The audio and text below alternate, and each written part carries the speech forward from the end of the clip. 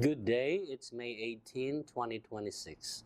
The quarrel between the liberal wing of the U.S. Supreme Court and the majority conservative wing has become more public and more obvious.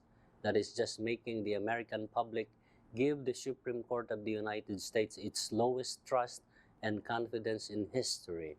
That's according to multiple media outlets. I'm Sam Buban. Welcome to the polls. And I'm Effie Barker. Welcome to this week's edition. The U.S. Supreme Court that recently rendered the decision on ending Section 2 of the Voting Rights Acts of 1965 that established the foundation for creation of majority black congressional districts in the South in a 6-3 decision was ruled as unconstitutional in the case Louisiana versus Calais. Section 2 of the Voting Rights Act had been targeted by Republicans for the past 2 decades, and with the conservative majority in the Supreme Court, 6 of whom are appointed by Republican presidents, Chief Justice Roberts had been chipping away the provisions of the act until it finally becomes functionally unavailable to protect minority voters and candidates of color in representing districts where the majority of the voters are minorities, according to lawyer Michael Popak of the popular legal podcast Legal AF. Justice Ketanji Brown Jackson, in her public critique of the Calais decision, said that the conservative wing of the court were intellectually dishonest in this case and gave in to politics to allow Louisiana and Alabama a chance to redraw congressional districts too close to the primary election and while Louisiana early voting had already started. In our world news, the Philippine House of Representatives has impeached Vice President Sara Duterte over serious allegations of misuse of public funds, unexplained wealth, and lying on her government employees and official required statements of assets and liabilities, and making death threats against President Ferdinand Marcos Jr. and the First Lady and Speaker Martin Romualdez. 257 of the House members voted to impeach the Vice President, while 25 members opposed and 27 did not vote.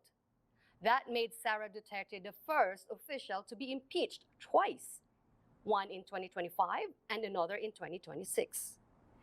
The impeachment was already transmitted to the Philippine Senate, who will act for trial. If found guilty in the Senate, she will be removed from office and disqualified to run for office again, unless she is pardoned by a sitting president. Senate trial? Yes. But a sensational drama took place in the Philippine Senate early last week.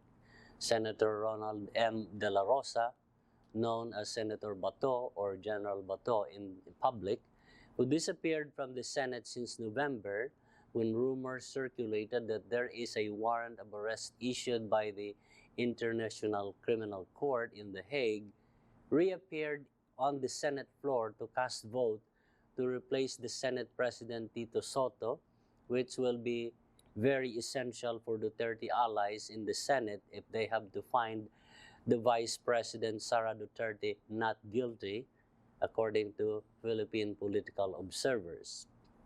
But Senator De La Rosa's reappearance on the Senate floor was not without a drama of its own that was watched worldwide on YouTube. Coming to the Senate building, the senator was met by officials and agents of the National Bureau of Investigations, or NBI, and representatives of the Philippine National Police, who were there to enforce a warrant of arrest issued by the International Criminal Court in The Hague as an obligation of the Philippines as member of the Interpol. There was a commotion in the lobby on the ground floor of the Senate while the Senate was in session, according to reporters and witnesses, as told to the media by Secretary of Justice Remulla, that Senator De La Rosa bullied his way past the arresting team, bolted to the stairwell with his staff, and ran to the Senate floor on the 5th floor of the Senate building, being chased by agents of the NBI and some representatives of the Philippine National Police. Here's a video of the chase that millions had viewed on the internet.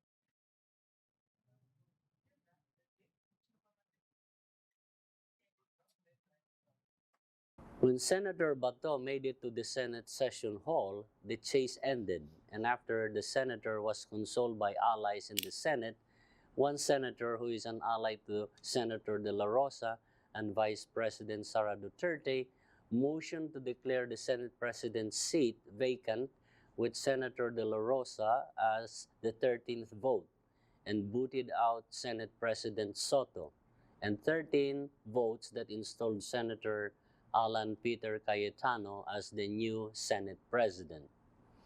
The Senate President declared Senator Bato de la Rosa as under the protection of the Senate.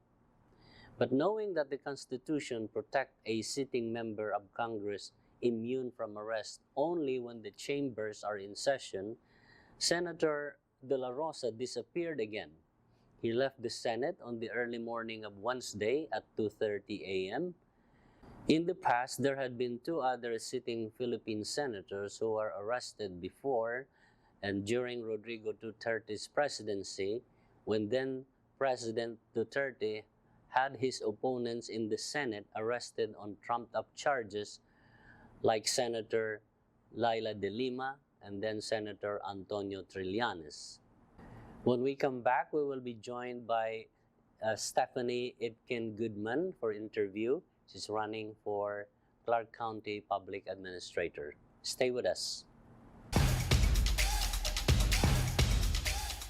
For over 15 years, I've defended rights, upheld due process, and will bring balanced judgment, compassion, and unwavering commitment to the Henderson Justice Court.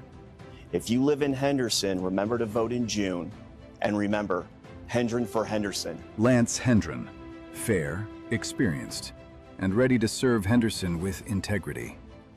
Lance Hendren, the right person for the bench. Paid for by the committee to elect Hendren for judge. My family survived a genocide and war before we fled to America. With education and hard work, I became an attorney and activist. We made Las Vegas our home for the Nevada dream, opportunity and affordability. Today, that dream is in crisis. But by supporting working families, small business, affordable housing, and childcare, we will rise again. I'm Lena Hovanesian, and I'll be your champion on the Clark County Commission fighting for our Nevada dream. Excuse me, are you Judge Mary Perry? Yes, I'm Judge Mary Perry. Looks like you're running for re-election. Primary's June 9th, Family Court, Department P. Department P, P for Perry. Judge Mary Perry. I'm Judge Mary Perry, and I approve this message.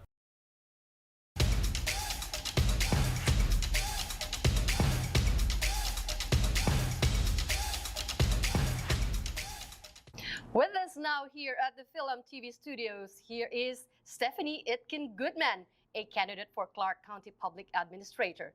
Stephanie, welcome to The Pulse. Thank you so much for having me today. Of course. Now, first tell us about yourself and your professional background. Feel free to expound it. Sure. So I serve as a Deputy Attorney General. I represent multiple boards throughout the state and I prosecute on their behalf. Cannabis Compliance Board is my biggest one, Private Investigator Licensing Board, the State Environmental Commission, Real Estate and Funeral Board, which is directly transferable to the public administrator role, Yes. and a myriad of other ones. And I was a district attorney where I handled different criminal cases ranging from domestic violence all the way to assault and many in between. I also am a director of the Citizens Police Academy Alumni Association. Now that group's mission is to bridge the gap between law enforcement and those they serve. I'm also on the Clark County Law Library Board of Trustees. And I'm on the Chiefs Advisory Board for the Department of Public Safety for the City of Las Vegas for Chief Jason Potts.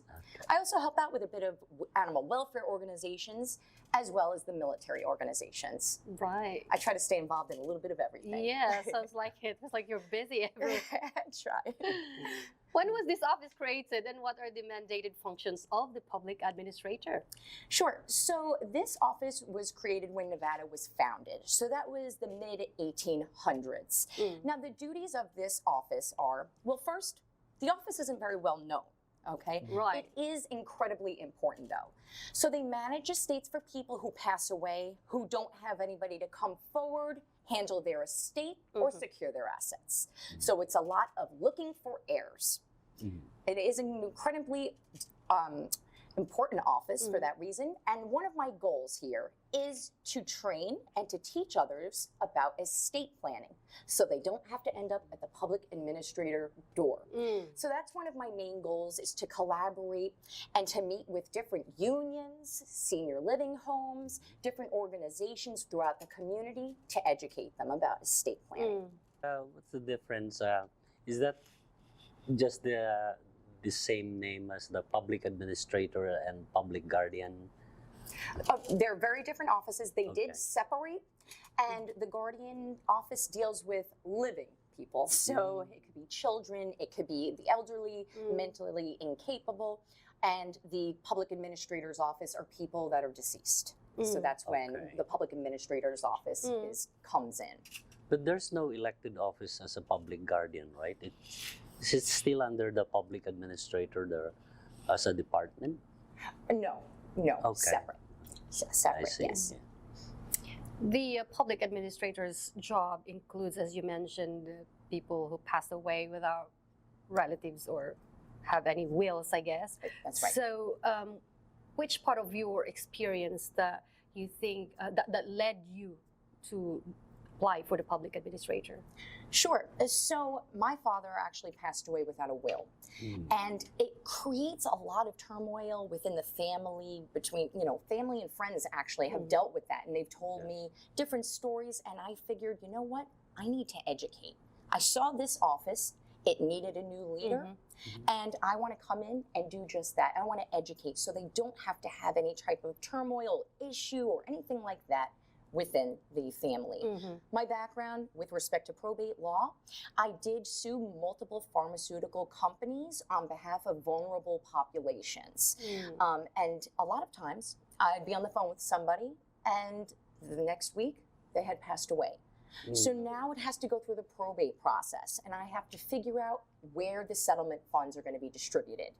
So that's essentially my background with respect to probate law. I see. And how many Clark County former residents are being currently served by the public administrator in a given year? So right now there are 1,900 open cases. There is a bit of a backlog as well, which is another one of my goals when I get in there. I really want to make everything more streamlined and efficient. So that's essentially my main goal, to get rid of the backlog as well. Beyond that, it serves all of Clark County. The public administrator's office serves all of Clark County, 2.4 million residents. So yes, and that's all the different cities: City of Las Vegas, Henderson, North Las Vegas, Laughlin, among others. But this position is a non-partisan office, is it? No, it is partisan. Yes, partisan. Although I would argue that this should be an appointed position. I think this is based on qualifications, not electability. This is something, for instance, I'm an attorney. You reach out to me and you ask, do you ever ask somebody who's an attorney, are you a Republican or are you a Democrat? No, you want the best suited person for that position, right? For your case. Yes. And that's similar here. For the public administrator's office, regardless of whether or not you're a Republican or Democrat, this office needs to be handled with qualifications. Somebody needs to come in and stay there and grow with the office and make sure there's no more backlog. And that's essentially why I believe this should be an appointed role. Instead of just being a 4-year position. Okay. Yeah, it's a 4-year position. Then they run for re-election. Oh, I see. Right. Okay. Is this one of those positions that in the election that if you get 50% plus 1, you're the outright winner? Nope, that is so you have to because go this to the general. the whole because thing. It's a partisan Yes. office. Okay. Yes, so there is the primary Yeah. and then the general thereafter. Yep. And if you are elected to head this department in Clark County, what kind of changes for the better do you wish to bring into the department that not too long ago experienced a scandal that's reported in Las Vegas media outlets? Yes. So, like I said before, my goal upon getting into the office would be educating the public about estate planning, of course, partnering up with different organizations. Right now, I'm actually the director of the Citizens Police Academy Alumni Association, and we collaborate with a bunch of different organizations to ensure my 400 members are educated about different topics. It could be Vice 1 month. It could be the Attorney General coming and giving his experience, the mayor, what have you. And that's what I'm planning on doing here as well, collaborating with other organizations, and that's getting the point out about estate planning. I also want to make this office, I know you had mentioned that there was, that little turmoil or what have you in the past. I want to make this office more cohesive at this point. Okay. Everything that happened in the past, let's put it in the past and let's move forward, okay, at this point. How do we do that? We need to act as a team. We need to come together. We got to open up the dialogue, and there needs to be trust between ourselves as well as with the community. The community needs to be able to trust this office. It's incredibly important. We're handling assets. We're handling money. We're handling houses. It's incredibly important that these are handled correctly, transparently, so the public is aware of where their assets are going.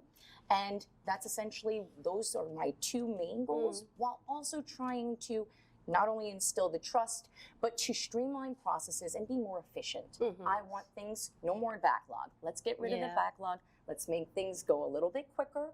I know with my experience as an attorney will enable me to do just that. Yes. You said you served as a Deputy State Attorney General. Was that when it was already Aaron Ford?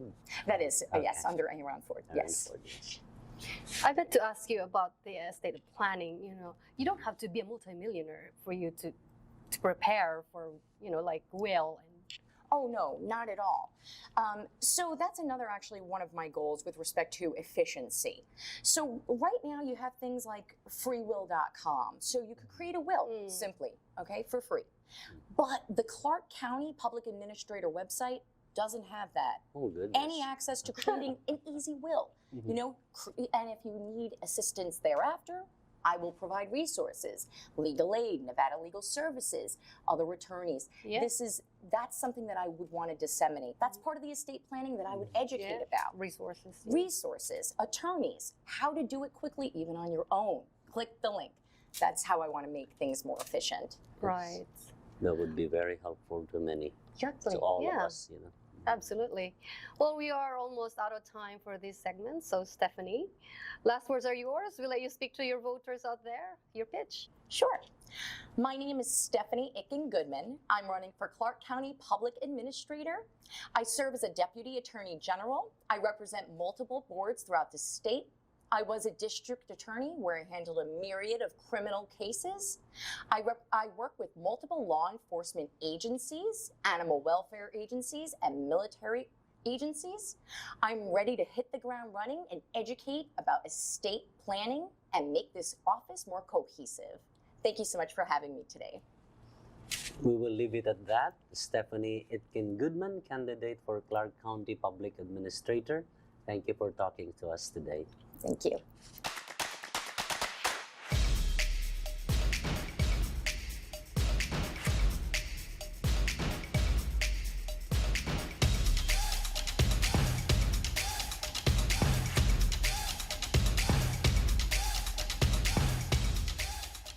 Also joining us today at our Film TV studios is Justice Court Judge Barbara Shifalaqua, running for re-election for Henderson Justice Court, Department 3.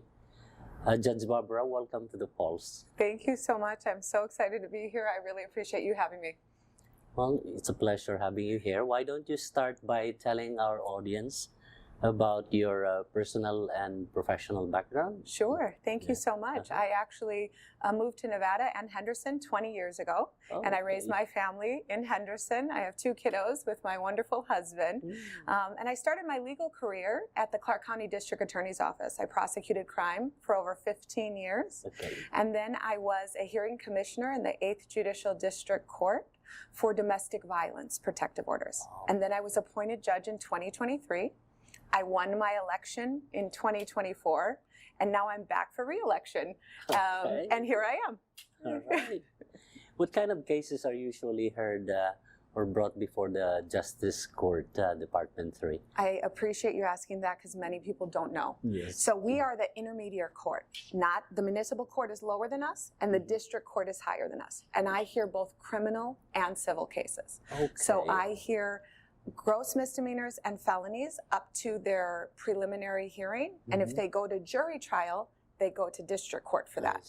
And I hear misdemeanors that municipal court does not hear, but I also hear civil. So I hear small claims cases, evictions, formal civil cases up to $15,000, stalking and harassment orders, traffic. You know, we do quite a lot in Henderson. What is the average number of cases monthly that the Justice Court Department 3 handle? So it varies, but I will tell you that our court in general in 2025 had 15,000 cases, not including traffic, and we only had 3 judges. So for a full year, I hear about 5,000 different cases every single year. And monthly, that's just under 420 cases a month, but it doesn't always land that way. Some months are higher, some are lower. But it's also why I have opened a 4th department, or is instrumental in opening a 4th department. So you'll see that there's a new seat that's going to be available because our population has grown so much. I could imagine. Yeah. Right. What part of the job as a judge that you find fulfilling? You know what, I really think it's helping people. When I say it's the people's court, people come to us, whether it's the criminal side or the civil side, and they need to be heard. And so for me, whether somebody is on the criminal side and a victim of a crime and needs protection, or on the civil side, if they need a resolution for some sort of dispute that they have, being able to be the one that gives them a place to have their voices heard and to assist is really the thing that makes me be so proud of the work that we do. Right.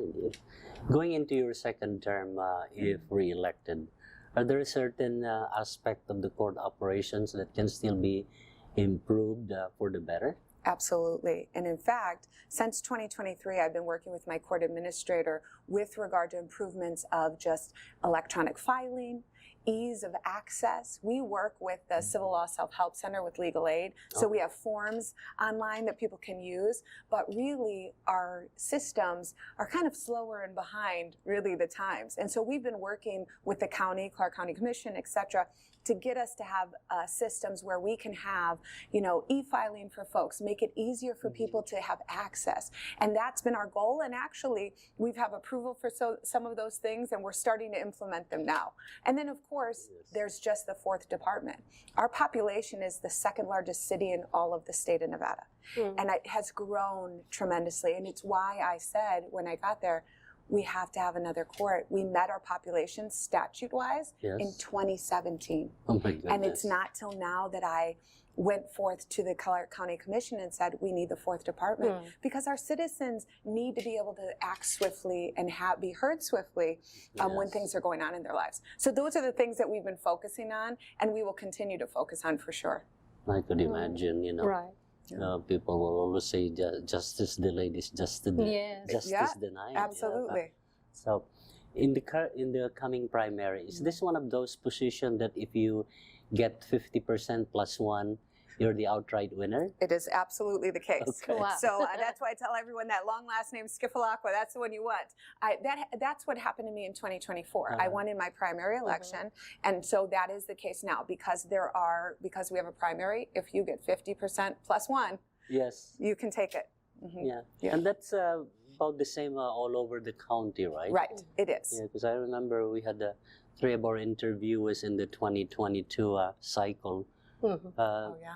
They disappeared in the general elections. I've been elected, Sam. Yes. You're like, I know some people don't know that. That's why your Yeah. primary is so important. Yes. Yeah. Okay. Well, what about which part of your that your voters you would like them to know that isn't in your resume? Sure. I think, first and foremost, experience matters. We operate 365 days a year. We hear barrel hearings every single day. That's weekends and all the time. We're consistently working for folks, and I think that they have to know that the ability to make the analysis on all these types of Yes. cases is very important. And I have that type of experience. I mean, I've been in the That's right. courtroom for 19 years, and it matters. It's important to our communities. It's important to our businesses. I could imagine, and with your experience, Yes. most of our judges, fortunately, either they came from the public defender's office or district attorney's office and the city attorneys, which those kind of qualifications are really matters a lot. In that kind of profession and as a Experiences. judge, Right. to be a judge. So we'll give you the last word if you want to talk to your voters out there. Feel free to say. Well, first, thank you guys, and thank you for taking the time to even listen. As I indicated, not only are experienced judges vital, but an independent judiciary is vital. Whether you come before me with a high-paid attorney, an appointed attorney, or you come before me without an attorney, I treat you the same, with fairness and upholding the law. And I am proudly endorsed by our police, our firefighters, our veterans, and I'm asking for your vote on June 9th so I can continue to serve Henderson. Thank you. Well, thank you so much. Good luck to your race. Thank you, guys. Judge Barbara Skifalaqua, running for re-election as judge for Henderson Justice Court, Department 3. Thank you for talking to us today. Thank you. And to our viewers worldwide, please join us again next week for a new edition of The Pulse. I'm Sam Buban. Thank you for watching. And I'm Effie Barker. God bless you, week.